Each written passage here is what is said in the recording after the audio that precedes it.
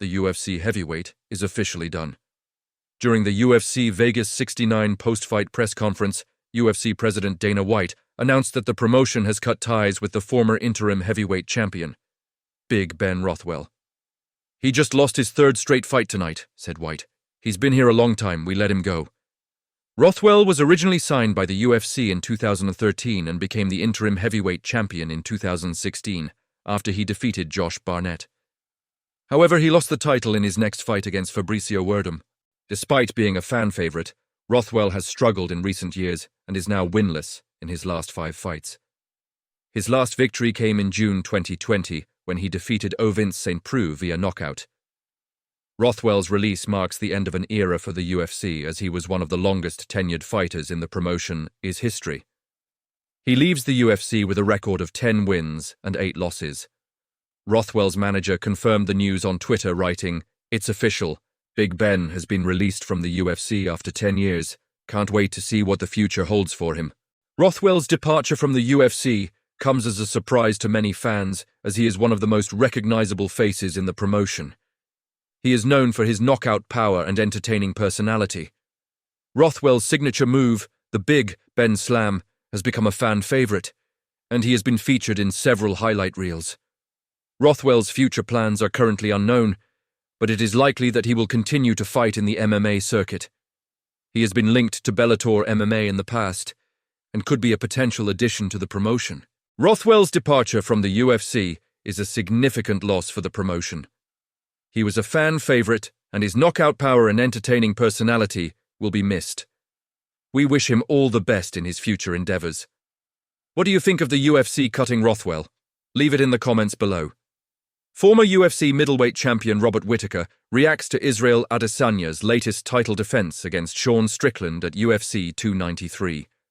Whittaker left the middleweight title vacant when he vacated it in July to take a break from the sport. However, after watching Adesanya's performance at UFC 293, Whittaker has expressed interest in returning to challenge for the title again. In an Instagram post, Whittaker congratulated Adesanya on his victory, while also expressing his desire to rematch the champ. "Congrats, Izzy. See you soon," he wrote. Whittaker has previously held the UFC middleweight championship twice, winning it in July 2017 and regaining it in October 2019. He lost the title to Adesanya in October 2021. Despite the loss, Whittaker remains one of the top middleweights in the world. He is currently ranked number 2 in the official UFC rankings. With Adesanya having successfully defended his title for the 6th time at UFC 293, it is likely that a rematch between the two will be scheduled for early 2024. Whittaker's experience and skill make him a formidable opponent for Adesanya. If Whittaker is able to capitalize on his opportunity, he could regain the middleweight title and cement his legacy as one of the greatest middleweights of all time. But with Adesanya's recent performances, it remains to be seen if anyone can dethrone him as middleweight champion. Next, UFC commentator Joe Rogan is warning Conor McGregor about wanting to fight Kamaru Usman. Joe says, "Be careful what you ask for," on his podcast. He said Conor is talking about fighting Kamaru Usman, but be careful what you ask for. Be careful what you ask for, because Usman is a really big guy, and he's the best fighter right now. That's the best fighter for his size in the world. Kamaru Usman, and he naturally fights at 170 pounds. You have to remember that Conor McGregor won his first championship at 145 pounds. Then he moved up to 155 pounds and beat Eddie Alvarez to become champion of 2 weight classes at the same time. Then he fought at 170 pounds, but he fought Cowboy Cerrone, who was really a 155-pound fighter. Nothing bad about Cowboy. Cowboy beat lots of good 170-pound fighters, and he's a really great fighter. But Usman is totally different. That's a different level. There's no air at the top of that mountain. That's as good as fighting gets at 170 pounds.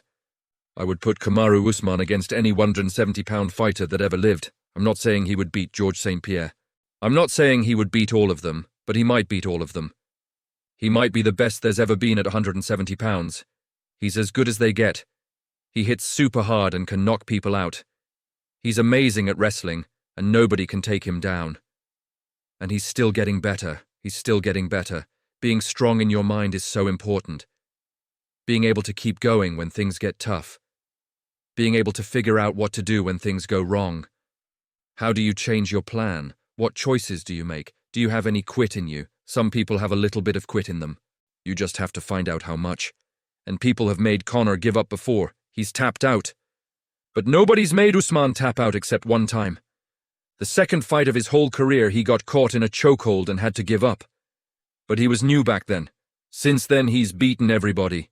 Israel Adesanya reacted to Jorge Masvidal punching Colby Covington outside a restaurant and getting arrested. Israel shared a video on his Instagram story. The video was actually sent to him by one of his fans. The fan said, "I might as well say Conor McGregor is out here attacking people. Conor McGregor is out here playing real-life Grand Theft Auto. John Jones is being John Jones. Dan Till started a taxi fight. One time, my parents paid my bills. What are you going to get up to? You think you see you're the second highest paid UFC fighter of all time just so you can live a good life and be a good person? No, that's boring money, bro. I need you. I need you to go rob a bank, go attack someone or something." Israel wrote back, "I need to step up my game with this stuff.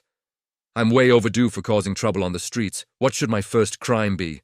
This is just joking around. I got bail money. John Jones is not black #me.